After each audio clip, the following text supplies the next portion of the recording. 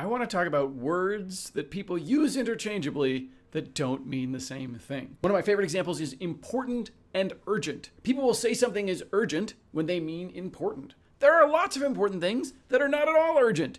My health is very, very important, but it's not particularly urgent. It doesn't matter if I work out now or 2 hours from now or 2 days from now. As long as I don't work out 2 years from now, there is some version of urgency there, but not everything that is urgent is important, and not everything that is important is urgent. There are some urgent things that are not important at all. The ice cream truck that is going by is very urgent. If I want ice cream, now is the moment. It's not particularly important. I'm not going to die if I don't get the ice cream. It's just urgent. Another good example is motion and progress. Lots of people think that motion, activity, doing stuff is progress, but it's not progress.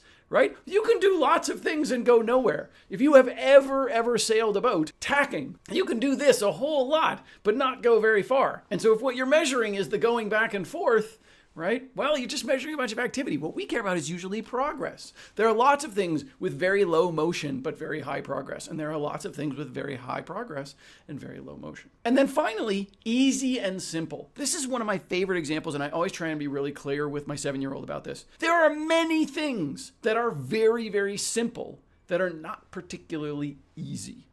Dunking a basketball is physically fairly simple. There's not a whole hell of a lot that's going on there. But it's not easy by any stretch of the imagination. So when I communicate something to him in a way that is simple, he sometimes thinks that means it's going to be easy. It's not going to be easy all of the time. Easy and simple are not the same thing. There are lots of things that are very complex, but are actually relatively easy to do.